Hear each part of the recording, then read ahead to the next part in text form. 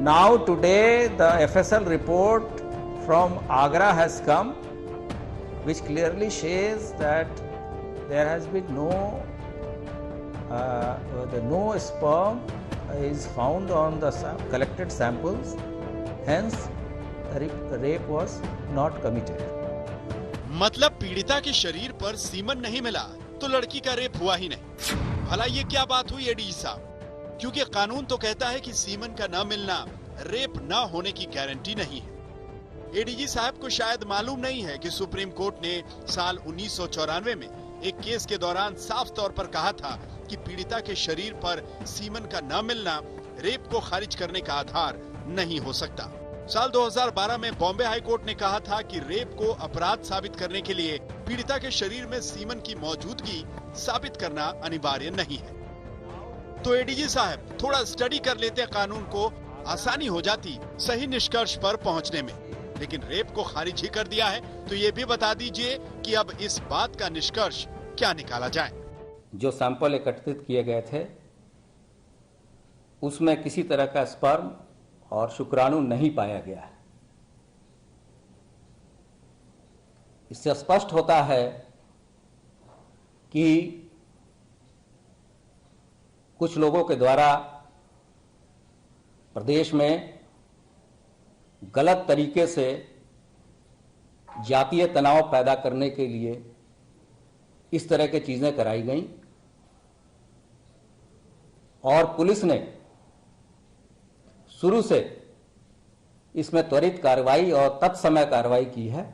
ADG साहब forensic report के आधार पर कह रहे हैं कि रेप का आरोप झूठा है। तो ये भी बता दीजिए कि मरने से पहले पीड़िता ने जो आखिरी बयान दिया था वो भी झूठा था, क्योंकि उसमें तो वो अपने साथ गैंग रेप की बात कह रही थी। उस दिन जिस दिन आपकी चोट लगी है उस दिन रेप हुआ है?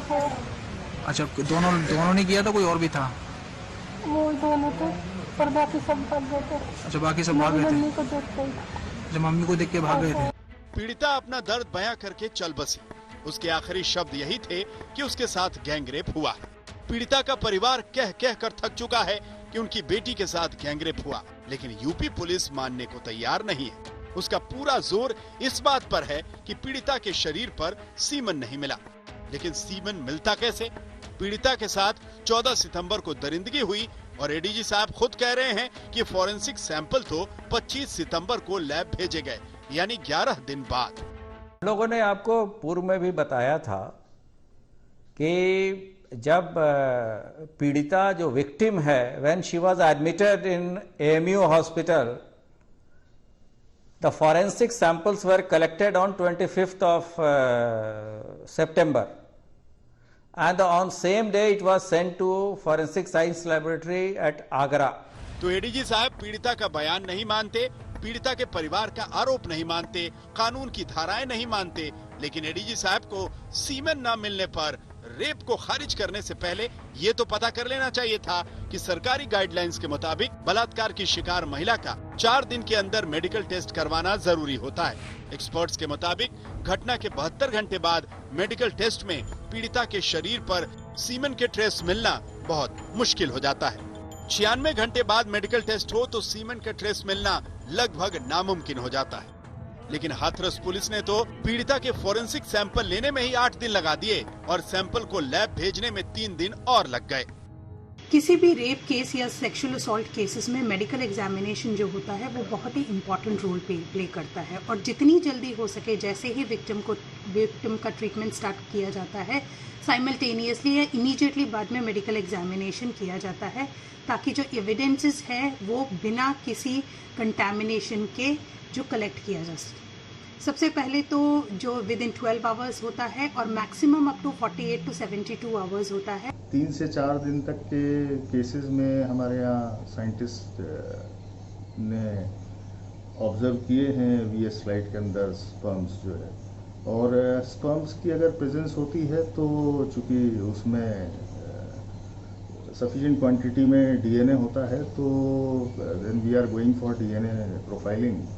तो उससे बड़ा स्पेसिफिकली हम पिन पॉइंट कर सकते हैं। ये गैंग रेप में वी कैन पिन पॉइंट कि भाई कौन 4 लोग हैं या 3 लोग हैं या ज़्यादा लोग हैं। तो ये आसानी से बताया जा सकता है। वैसे यूपी पुलिस की विश्वसनीयता तो इस केस में शुरू से ही सवालों के घेरे में है। उसे तो पीड़ित लड़की के आखिरी बयान वाले वीडियो में भी सच्चाई नहीं दिखी, लेकिन पीड़िता की जीभ दिख गई।